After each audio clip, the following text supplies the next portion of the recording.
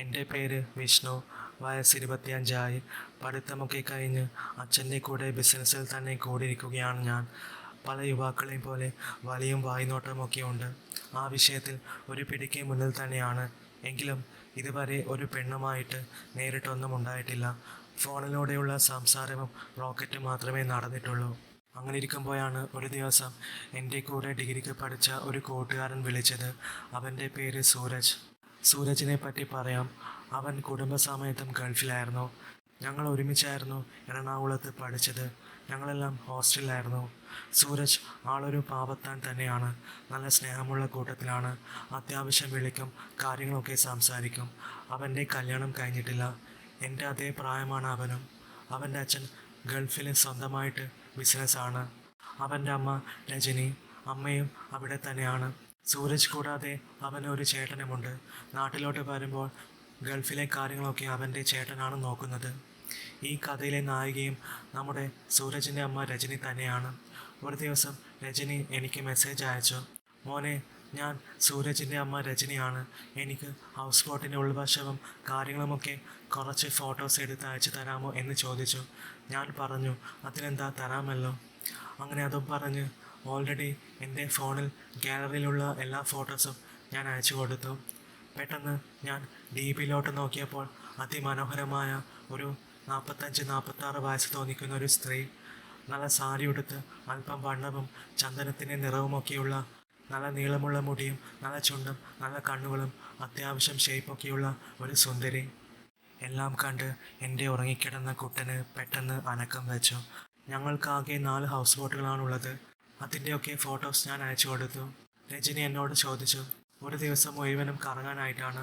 നല്ല AC-യും കാര്യങ്ങളുമൊക്കെ ഇല്ലേ? പിന്നെ നല്ല ഫുഡൊക്കെ ഉണ്ടല്ലോ അല്ലേ? ഞാൻ പറഞ്ഞു, ഉണ്ട് ആൻറ്റി, ഇഷ്ടമുള്ള എന്ത് വേണമെങ്കിലും ഞാൻ ശരിയാക്കി തരാം. അത് കേട്ട് ആൻറ്റി സന്തോഷത്തോടെ ഒരു സ്മൈലി അയച്ചു. ഞാൻ അങ്ങോട്ട് ലവിൻ്റെ ഒരു സ്മൈലിയും അയച്ചു. രജനിയുടെ ഫോട്ടോ കണ്ടപ്പോൾ തൊട്ട് എനിക്കെന്തോ അവരോട് ഒരു പ്രണയം പോലെ തോന്നി. രാത്രി ഗുഡ് നൈറ്റും രാവിലെ ഗുഡ് മോർണിംഗും ഒക്കെ അയക്കാൻ തുടങ്ങി. അവരും എനിക്ക് റിപ്ലൈ അയച്ചു തുടങ്ങി. അങ്ങനെ ആ നല്ല ദിവസം വന്നു. അവരെല്ലാവരും കൂടെ ഞങ്ങളുടെ ഹൗസ് ബോട്ടിൽ യാത്ര ചെയ്യാനായിട്ട് റെഡിയായി വന്നു. ഞാൻ കണ്ടപ്പോൾ ഞെട്ടി. ഫോട്ടോയിൽ കണ്ടതിനേക്കാൾ സുന്ദരി. 46 വയസ്സുണ്ടെന്ന് പറയുകയില്ല. നല്ല പൊക്കം, അത്യാവശ്യം വണ്ണം, നല്ല മുടി. സാരിയായിരുന്നു അവരുടെ വേഷം. നല്ല വില കൂടിയ സാരിയാണെന്ന് മനസ്സിലായി. അവരുടെ കളറിന് നന്നായിട്ട് മാച്ച് ആവുന്നുണ്ട്. എന്നെ കണ്ടപ്പോൾ തന്നെ ചിരിച്ചു. എന്നിട്ട് അവരുടെ മോൻ സൂരജിനോട് തമാശയായി ചോദിച്ചു, ഇതാണോ ഇവിടുത്തെ മുതലാളി എന്ന്. സൂരജ് പറഞ്ഞു, അതെ അമ്മേ, ഇതാണ് ഇവിടുത്തെ മുതലാളി, എൻ്റെ കൂട്ടുകാരനുമെന്ന്. അങ്ങനെ ഞങ്ങൾ ചിരിച്ചുകൊണ്ട് കുറച്ചു നേരം സംസാരിച്ചു. രജനി പറഞ്ഞു, പിന്നെ ഞങ്ങൾക്ക് നല്ലൊരു ഡിസ്കൗണ്ട് തരണം കേട്ടോ. ഓ, അതിനെന്താ, നല്ല ഡിസ്കൗണ്ട് തന്നെ തരാം, ഞാൻ പറഞ്ഞു. കുറച്ച് സമയം കഴിഞ്ഞപ്പോൾ സൂരജിൻ്റെ അച്ഛൻ ഒരു കുപ്പി പൊട്ടിച്ച് കഴിക്കാൻ തുടങ്ങി. അവനും അച്ഛൻ്റെ കൂടെ കൂടി. എന്നെ ക്ഷണിച്ചിരുന്നു, പക്ഷെ ഞാൻ കഴിക്കാറില്ല എന്ന് പറഞ്ഞു. പിന്നെ സൂരജിൻ്റെ അമ്മൂമ്മ ഒരല്പം പ്രായമുള്ള സ്ത്രീയായിരുന്നു. അവർ ഒരു സൈഡിൽ മാറിയിരുന്നു. പിന്നെ സൂരജ് മുൻപിൽ പോയി വീഡിയോയും ഫോട്ടോയും ഒക്കെ എടുക്കാൻ തുടങ്ങി. സൂരജ് ഫോട്ടോ എടുക്കുന്നത് രജനിയും ഒരു കാഴ്ചക്കാരെ പോലെ നോക്കി നിന്നു. ഇടയ്ക്ക് എനിക്ക് എങ്ങനെയെങ്കിലും ഒന്ന് സംസാരിക്കണമെന്നുണ്ടായിരുന്നു.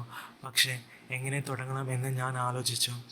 അങ്ങനെ ഞാൻ പറഞ്ഞു, അതെ, ഇവിടെ ചുരിദാറാണ് കംഫർട്ട്. ആ, അത് എനിക്കും തോന്നി മോനെ. ചുരിദാർ ഞാൻ കൊണ്ടുവന്നിട്ടുണ്ട്. അവർ ഒരു ചിരിയോടെ പറഞ്ഞു, ആണോ, ഇവിടെ മാറാൻ സൗകര്യമുണ്ട് കേട്ടോ, വാ, ഞാൻ മുറി കാണിച്ചു തരാമെന്നും പറഞ്ഞ് നടന്നു. അവരും എൻ്റെ പിന്നാലെ വന്നു. പിന്നെ ഞാൻ അവിടെ നിന്ന് പുറത്തുള്ള കാഴ്ച നോക്കി. കുറച്ച് സമയം കഴിഞ്ഞപ്പോൾ രജനി കതക് തുറന്ന് വന്നത് കണ്ട് ഞാൻ ഞെട്ടി. ഞാൻ നോക്കി നിന്ന് പോയി. നല്ല വലിപ്പമുള്ള മാമ്പഴങ്ങൾ, അത് മൊത്തമായി അവിടെ നിറഞ്ഞിരിക്കുന്നത് പോലെ. പിന്നെ കൈക്ക് അധികം ഇറക്കമില്ല, നല്ല കൊഴുപ്പുള്ളതാണ്. എല്ലാം കൊണ്ടും കൊള്ളാം, സൂപ്പർ. അപ്പോൾ തന്നെ പതിയെ എൻ്റെ കയ്യിലുള്ള നേന്ത്രപ്പഴം ഉറക്കമുണർന്നു. പെട്ടെന്ന് ആൻറ്റി ചോദിച്ചു, എന്താ ഇങ്ങനെ മേയിച്ച് നോക്കുന്നതെന്ന്. അത് പിന്നെ ആൻറ്റിയെ കണ്ടാൽ 46 വയസ്സുണ്ടെന്ന് പറയത്തേയില്ല. കൂടിപ്പോയാൽ ഒരു 36 തോന്നിക്കുകയുള്ളൂ. അത് കേട്ട് അവർ പൊട്ടിച്ചിരിച്ചു. എടാ, ഞാനിത് കേട്ട് മടുത്തു. ഇതെന്നോട് എത്ര പേര് പറഞ്ഞിട്ടുണ്ടെന്ന് അറിയാമോ? എന്നോട് പലർക്കും നോട്ടമുണ്ടെന്ന് എനിക്ക് പണ്ടേ അറിയാം. അയ്യോ ആൻറ്റി, ഞാൻ അങ്ങനെ നോക്കിയതല്ല കേട്ടോ. എടാ മണ്ട, നീ അങ്ങനെ നോക്കുമോ? എനിക്കറിയില്ലേ നിന്നെ. അതൊക്കെ പോട്ടെ, എനിക്ക് കുറച്ച് ഫോട്ടോസ് എടുത്ത് തരാമോ? ഓ, അതിനെന്താ, എടുക്കാലോ. അവരുടെ ഐഫോണായിരുന്നു. ഞാനത് വാങ്ങി കുറേ ഫോട്ടോസ് എടുത്തു കൊടുത്തു. അതോടെ എനിക്ക് മനസ്സിലായി അവർ ഫോട്ടോ ക്രൈസുള്ള ആളാണെന്ന്. ഞാൻ പറഞ്ഞു, "ആൻറ്റി, അവിടെ നിന്ന് അങ്ങോട്ട് നോക്കി കൈ പൊക്കി വെക്ക്." ഞാൻ പറഞ്ഞതുപോലെയൊക്കെ അവർ നിന്നു. എനിക്കും നല്ലോണം സുഖമായി. പല പോസും കണ്ട് ഞാൻ ഞെട്ടി. എനിക്കാണെങ്കിൽ എന്തൊക്കെയോ തോന്നാൻ തുടങ്ങി. ഞാൻ പാവത്താനെ പോലെ നിന്ന് ഫോട്ടോ എടുത്തുകൊണ്ടിരുന്നു. പക്ഷേ അവർ എന്നെ വിട്ടില്ല. വീണ്ടും എൻ്റെ അടുത്ത് വന്ന് പറഞ്ഞു, "എടാ, ഒന്ന് കൂടി എടുത്തു താ" എന്ന്. അങ്ങനെ വീണ്ടും ഞാൻ എടുക്കും. ആ ഫോട്ടോസ് കാണാനായി അവർ എൻ്റെ അടുത്തേക്ക് വന്ന് മുട്ടി നിൽക്കുമായിരുന്നു. അന്നേരം ആ ചൂട് എന്നിലേക്ക് ആവാഹിക്കുന്ന പോലെ തോന്നി. നല്ല മുല്ലപ്പൂവിൻ്റെയും റോസാപ്പൂവിൻ്റെയും മണം ഞാൻ കവർന്നെടുത്തു. ഇടയ്ക്ക് ഞാൻ തമാശയായിട്ട് പറഞ്ഞു, "വയറിലെ ഷേപ്പ് അടിപൊളിയാണ്, ഓവറായിട്ട് ചാടിയിട്ടുമില്ല കുറഞ്ഞിട്ടുമില്ല" എന്നൊക്കെ. അപ്പോൾ അവർ എനിക്കൊരു നുള്ള് വെച്ച് തന്നു. ഞാൻ ചോദിച്ചു, "ജിമ്മിൽ പോകാറുണ്ടോ?" "ആ, ഞങ്ങൾ പോകാറുണ്ട്. ഗൾഫിൽ നിന്നും എന്നും ജിമ്മിൽ പോകുമായിരുന്നു. ഇനി നാട്ടിൽ സ്ഥിരമായി താമസിക്കാൻ പോകുന്നത് കൊണ്ട് ഇവിടെ എവിടെയെങ്കിലും ഒന്ന് ട്രൈ ചെയ്യണം." ട്രൈ ചെയ്യാൻറ്റി. ഇവിടെ എറണാകുളത്ത് ഇഷ്ടം പോലെ നല്ല ജിമ്മുകളുണ്ടല്ലോ." "ഓ, അതൊന്നും അത്ര സേഫ് ആണെന്ന് തോന്നുന്നില്ല. കുറേ എണ്ണം വായി നോക്കാനായി മാത്രം വന്നു നിൽപ്പുണ്ടാവും." അത് കേട്ട് ഞാൻ ചിരിച്ചു. "അത് പിന്നെ സൗന്ദര്യം കണ്ടാൽ നോക്കുമല്ലോ. ഫ്രീ ആയി കാണാൻ പറ്റുന്നതല്ലേ ആൻറ്റി. അപ്പോൾ അവർ ഒന്ന് നോക്കിപ്പോയി എന്ന് വെച്ച് എന്ത് സംഭവിക്കാനാണ്?" ഞാൻ തമാശയായി അങ്ങനെ ചോദിച്ചപ്പോൾ അവർ എൻ്റെ അടുത്തേക്ക് ചേർന്ന് നിന്ന് ചെവിയിൽ പറഞ്ഞു, "അങ്ങനെ അവർ ഫ്രീ ആയി നോക്കണ്ട കേട്ടോ." അങ്ങനെ ഏകദേശം ഫോട്ടോഷൂട്ടെല്ലാം കഴിഞ്ഞ് ഭക്ഷണമൊക്കെ കഴിച്ച് ഞാനും ആൻറ്റിയും വെളിയിലിരിക്കുമായിരുന്നു. സൂരജും അച്ഛനും കഴിച്ച് ഫിറ്റായിരിപ്പാണ്. അമ്മൂമ്മ കട്ടിലിൽ കിടക്കുമായിരുന്നു. ഞാനും ആൻറ്റിയും മാത്രം വെളിയിൽ അങ്ങനെ സംസാരിച്ചിരിക്കുമായിരുന്നു. പെട്ടെന്ന് സൂരജിന് ഒരു കോൾ വന്നു. അവൻ ഫോണിൽ മുഴുകി മണിക്കൂറുകളോളം ഇരുന്നു. ആ മണിക്കൂറുകളോളം ഞാനും ആൻറ്റിയും സംസാരിച്ചു, ഒത്തിരി സംസാരിച്ചു. ഞാൻ ചോദിച്ചു, "നാട്ടിൽ ഇനി എന്താണ് പരിപാടി?" "നാട്ടിൽ ഇനി ചുമ്മാ ഇരിപ്പ് തന്നെയായിരിക്കും. കുറേ എൻജോയ് ചെയ്യണം, കുറേ യാത്ര പോകണം, വാഗമണൊക്കെ ഒന്ന് പോകണം." ഞാൻ ചോദിച്ചു, "എങ്ങനെയാണ് പോകുന്നത്?" "അത് ഞാനിനി വീട്ടിൽ തനിച്ചായിരിക്കുമല്ലോ. അവരെല്ലാം ഉടനെ തന്നെ ഗൾഫിലോട്ട് പോകും. ഞാൻ തന്നെയായിരിക്കും ഇനി വീട്ടിൽ. അപ്പോൾ എന്തെങ്കിലുമൊക്കെ പ്ലാൻ ചെയ്യണം." സത്യം പറഞ്ഞാൽ എനിക്ക് ഗൾഫിനേക്കാൾ ഇഷ്ടം ഇവിടെയാണ്. പിന്നെ യാത്രകളോട് ഭയങ്കര ഇഷ്ടമാണ്. എനിക്കും ഇഷ്ടമാണ് ആൻറ്റി ഇങ്ങനെ യാത്രയൊക്കെ പോകാൻ. അത് കേട്ടപ്പോൾ ആൻറ്റി പെട്ടെന്ന് തന്നെ എന്നോട് ചോദിച്ചു, "നീയും വരുന്നോ എൻ്റെ കൂടെ യാത്രയ്ക്ക്?" അവരുടെ ചോദ്യം കേട്ട് എനിക്ക് വല്ലാത്ത സന്തോഷം തോന്നി. "പിന്നെന്താ, ഞാനും വരാലോ. നമുക്ക് കുറേ കറങ്ങാം." പിന്നെ ഞങ്ങൾ കുറേ തമാശ പറഞ്ഞിരുന്നു. കുറച്ച് സമയം കഴിഞ്ഞപ്പോൾ ആൻറ്റി പറഞ്ഞു, "ഞാനൊന്ന് കുളിമുറിയിൽ പോയിട്ട് വരാട്ടോ." ശരി." ഞാൻ അങ്ങനെ അവിടെ ഇരുന്ന് മറ്റുള്ളവരെ നോക്കി. സൂരജും അച്ഛനും കിളിപ്പോയി കിടപ്പാണ്. അമ്മൂമ്മയാണെങ്കിൽ അകത്തെ മുറിയിൽ നല്ല ഉറക്കവും. അങ്ങനെ ഇരിക്കുമ്പോഴാണ് പെട്ടെന്ന് അകത്തു നിന്നും ആൻറ്റിയുടെ വിളി, "വിഷ്ണു." അത് കേട്ട് ഞാൻ ചെന്ന് നോക്കി. അപ്പോൾ അവർ മുറിയിലായിരുന്നു. അറ്റാച്ച്ഡ് ബാത്റൂമാണ്. "എന്താ, എന്ത് പറ്റി?" "ടാപ്പിൽ വെള്ളം വരുന്നില്ലല്ലോ, ഒന്ന് നോക്കിക്കേ." അതെന്ത് പറ്റി?" "ഞാൻ എല്ലാം ചെക്ക് ചെയ്തതാണല്ലോ" എന്നും പറഞ്ഞ് ടാപ്പ് തുറന്നു നോക്കി. അപ്പോൾ അതിൽ നിന്ന് വെള്ളം വരുന്നുണ്ടായിരുന്നു. "ഇത് ഓക്കെ ആണല്ലോ, കംപ്ലൈൻ്റ് ഒന്നുമില്ലല്ലോ" ഞാൻ പറഞ്ഞു. പക്ഷെ അവർ ഒന്നും മിണ്ടിയില്ല. പെട്ടെന്ന് എൻ്റെ അടുത്തേക്ക് പതിയെ നടന്നു വന്നു. അപ്പോൾ എൻ്റെ ഹൃദയമിടിപ്പ് കൂടിക്കൂടി വന്നു. അവർ പറഞ്ഞു, "എടാ, നേന്ത്രപ്പഴം കുറേ നേരമായല്ലോ വാഴയിൽ കുലച്ച് പഴുത്ത് നിൽക്കുന്നു." അത് കേട്ടതും ഞാൻ ചമ്മി. "വിശക്കുന്നുണ്ടെങ്കിൽ പഴം എടുത്ത് കഴിച്ചോട്ടോ, വിരോധമില്ല."